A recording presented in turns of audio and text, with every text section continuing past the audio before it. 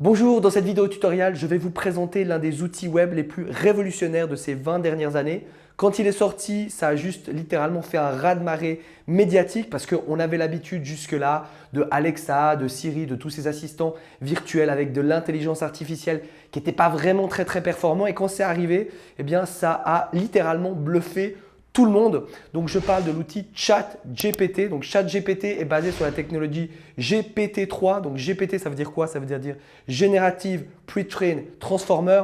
Donc, en faisant plus ou moins simple, c'est un langage d'intelligence artificielle. Et en fait, la société OpenAI a développé donc ChatGPT.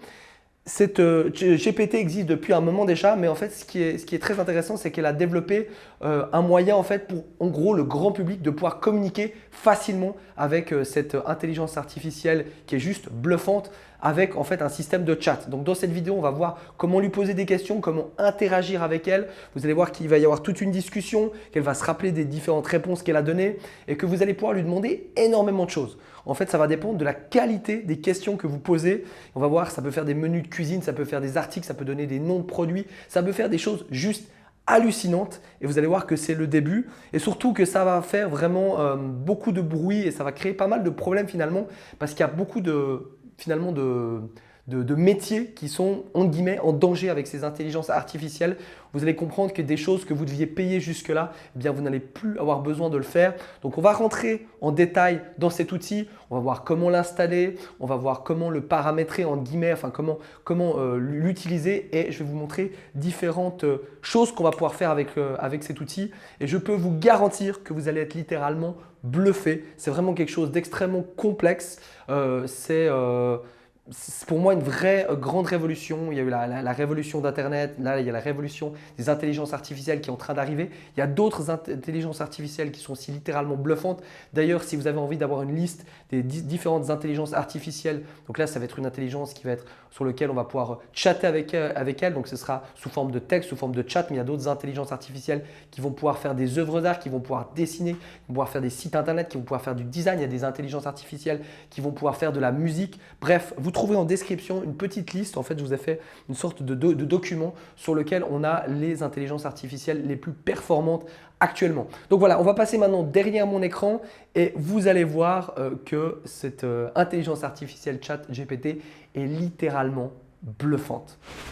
Nous voilà maintenant derrière mon écran et donc on va démarrer vraiment de zéro. Donc si vous avez déjà installé ChatGPT mais que vous avez envie de savoir un peu plus comment ça se passe, vous pouvez avancer un peu plus dans la vidéo de je pense environ 1 à 2 minutes. De toute façon, il y a la timeline des différents points dans cette vidéo qui est ci-dessous ou sur la barre de progression. Alors, pour avoir le bon lien, le plus simple, c'est d'aller sur Google, de taper chat GPT. Comme ça, si le lien change par la suite, vous allez facilement le retrouver. Généralement, vous allez probablement cliquer sur le premier lien et vous allez pouvoir l'avoir. Vous pouvez évidemment traduire la page en français si vous avez besoin de ça.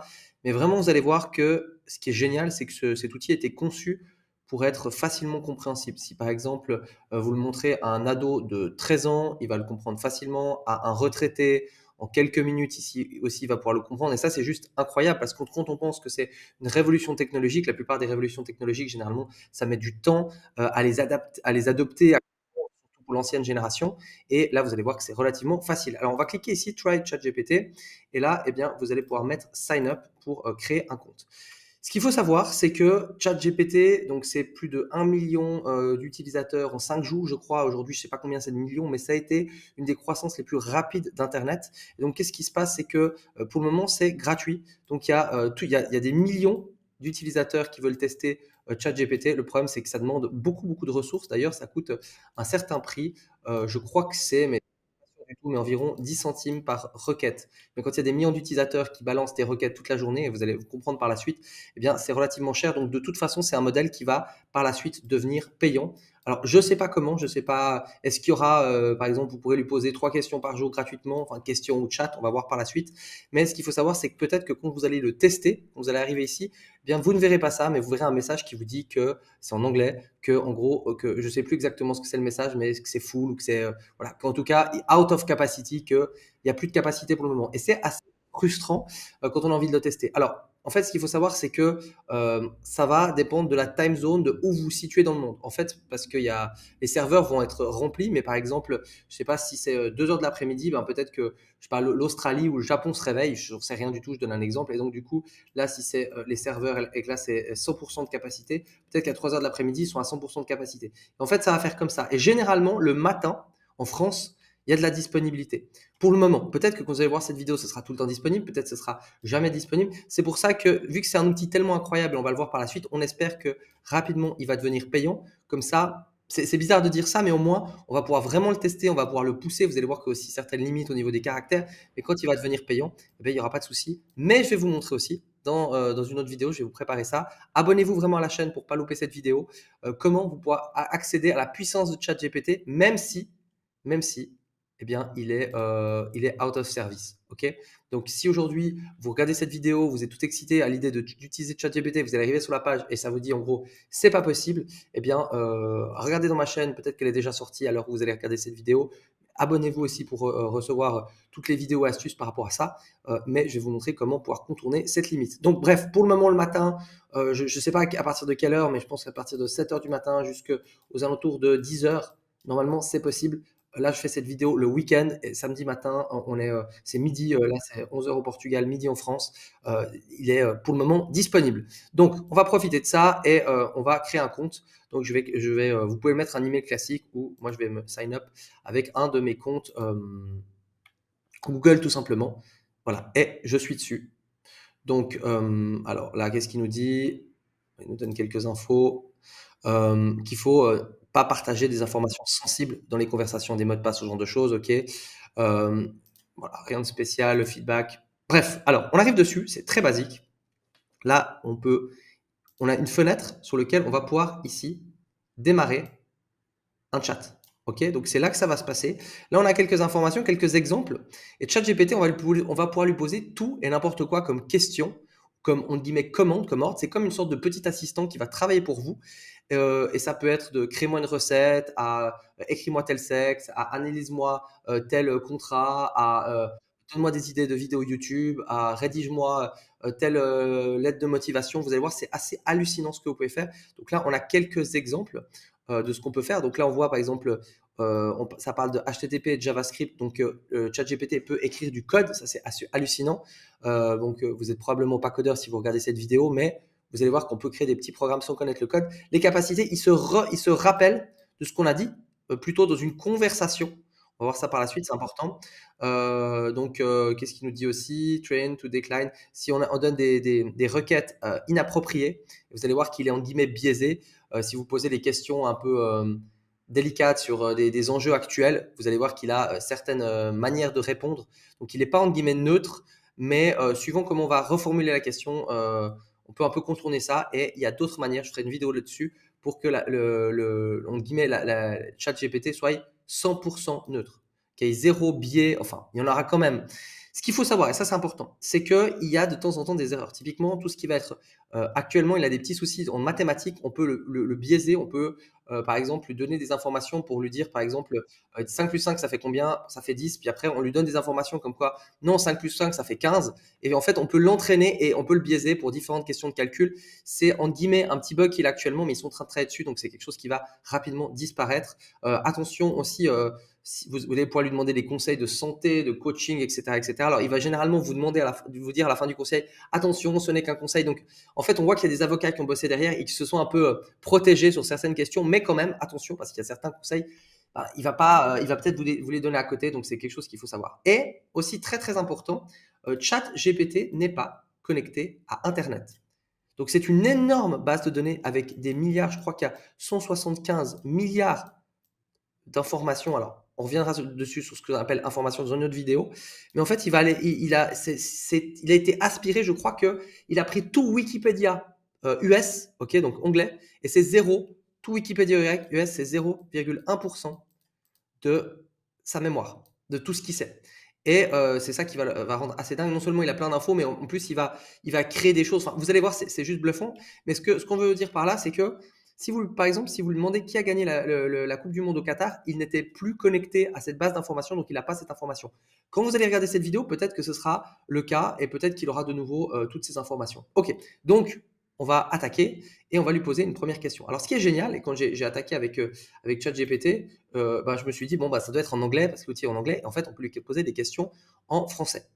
Petite parenthèse, quand vous allez lui poser des questions en anglais, généralement, vous allez avoir plus de précision parce qu'il a été entraîné en anglais. Donc, on reviendra là-dessus sur d'autres vidéos sur la pertinence de ChatGPT, comment optimiser les résultats, comment faire qu'il écrive avec un style un peu plus particulier. Mais là, on va lui poser une question en français. Ok, donc c'est parti. On va commencer très soft avec une question qui était le président de la France en 1965. Donc, bon, je suis dyslexique, je vais faire quelques fautes. Ok, on y va, c'est parti. René Coty. Alors, on va aller voir si c'est juste. Ok. Peux-tu me donner sa biographie? Désolé pour les petites fautes de français. Qu'est-ce qu'on pourrait lui poser comme question?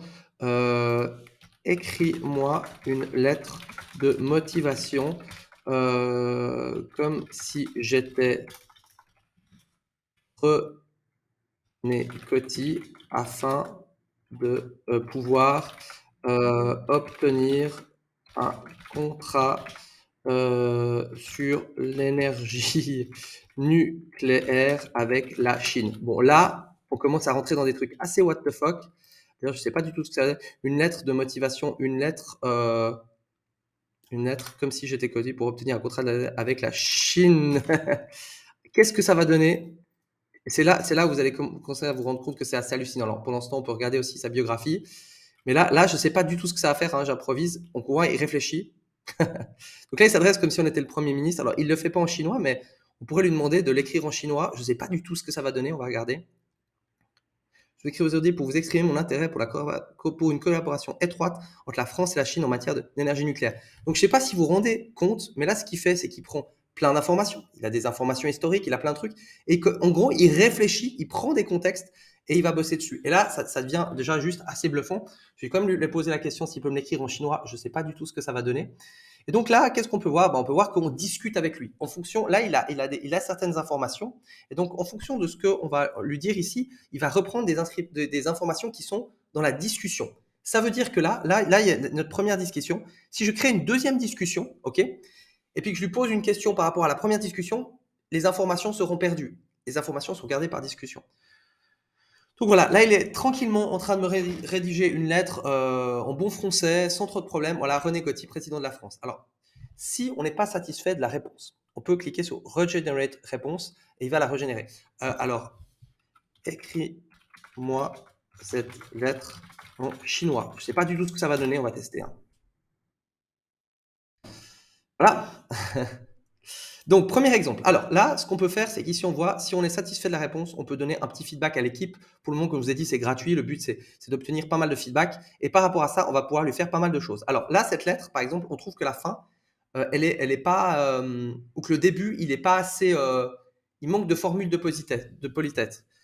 Réécris-moi le début de cette lettre ou alors avec plus d'agressivité. Je ne sais pas du tout ce que ça a donné. Le but là, c'est de nous amuser sur des contextes un petit peu rigolos. Est-ce qu'il va le faire en chinois d'ailleurs? On va voir. Avec insistance, pour vous exprimer mon fort intérêt. Vous voyez la puissance du truc? Là, il commence à changer son style par rapport à ce qu'il a écrit. C'est juste un exemple. Alors, regarde, là, c'est un bon exemple. Il s'est arrêté. Il s'est arrêté parce que des fois, justement, il y a trop. Alors là, on lui a demandé de réécrire le début. Donc, il a réécrit le début. Mais vous allez voir que certaines fois, peut-être tout simplement parce qu'on lui a demandé d'écrire le début et pas le tout. Mais certaines fois, il s'arrête parce qu'il bloque, parce qu'il y a trop de monde dessus. On va créer une nouvelle conversation. Donc là, on va cliquer ici et je vais mettre j'ai dans mon frigo deux œufs. Deux œufs, je ne sais même pas comment on écrit ça. Ouais, ok, c'était bon. Du jambon et un peu de lait, ainsi que une mangue et 3 champignons. Que puis-je faire à manger avec ça? Alors, on préfère une omelette aux champignons. OK. Peux-tu me donner la recette?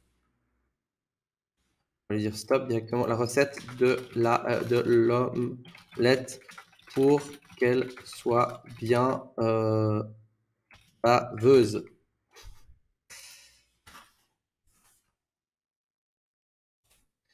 Euh, pour faire une raclette la semaine prochaine, que dois-je acheter en commission? Tac. Bon, là, on a la petite recette. On peut lui poser plein de questions. On peut, par exemple, comment on pourrait. En fait, plus on va avancer dans la discussion, plus on va avoir des idées. Donc là, il va me préparer ma recette. Comment ne pas oublier d'aller acheter ses commissions, car je suis tête en l'air.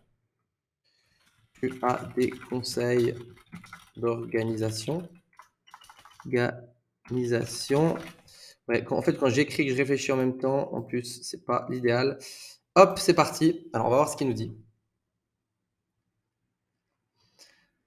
Donc, vous voyez la pertinence du truc. On va donner quelques exemples. On va juste voir utiliser une liste de courses. Écrivez. Donc là, on est dans du conseil, on est dans du, entre guillemets, petit coaching. Et dans les autres vidéos YouTube que je vais vous montrer, je vais vous expliquer comment il va pouvoir récupérer certaines librairies de savoir pour répondre à vos conseils par rapport à certaines répondre conseils comme si tu étais, par exemple, je sais pas, Georges Clooney. Fais tel truc comme si tu étais telle personne. Et on va pouvoir l'entraîner. On peut faire des trucs de dingue. C'est juste le début. Là, voilà, on a une liste de conseils, vous pouvez la lire, c'est juste assez bluffant. On va aller sur un autre truc qui me fait marrer, c'est écris-moi une histoire pour les enfants avec un panda qui a perdu sa jambe droite, euh, une, euh, une vache qui a fugué de la Suisse et de la Suisse euh, et une fusée d'Elon Musk. Il était une fois un panda nommé Panda. Alors bon, là, on va pouvoir lui dire, écoute le nom, il va falloir que tu me trouves un meilleur nom pour le panda. Ça, il y a un truc que je vais lui poser. Qui vivait dans une forêt en Chine. Il était très heureux de sa vie quotidienne, mangeait des bambous et jouait avec ses amis, les animaux de la forêt. Cependant, un jour, il est tombé dans un piège et a perdu sa jambe droite. Voyez la puissance du truc. Voyez à quel point c'est dingue. Avec ce genre de choses, on pourra écrire des histoires pour les enfants, on peut écrire des vidéos YouTube, on peut écrire des lettres de motivation, on peut écrire vraiment, on peut faire des choses absolument hallucinantes. Alors là, je vais mettre pause, je vais mettre trouve un meilleur nom pour le panda. Congo. Réécris l'histoire avec ce nouveau. Non, imaginez aussi quand ce sera avec les reconnaissances vocales, on pourra lui poser toutes ces questions. Voilà, il était une fois un panda nommé Pongo. On va mettre stop. Donne-moi 10 autres idées de noms pour le panda inspiré des galaxies. Vous voyez, là, on pourrait juste arrêter à panda. Et là, on va mettre inspiré des galaxies pour donner un contexte différent. Et là aussi, c'est des choses que je vais vous expliquer dans les autres vidéos. On peut vraiment aller très très loin au niveau des contextes. Orion, Andromède. Alors là, c'est un petit peu facile. On va lui poser une autre question. Ça n'est pas assez original. Mixe le nom de la galaxie avec le nom panda. Je sais pas du tout ce que ça va donner.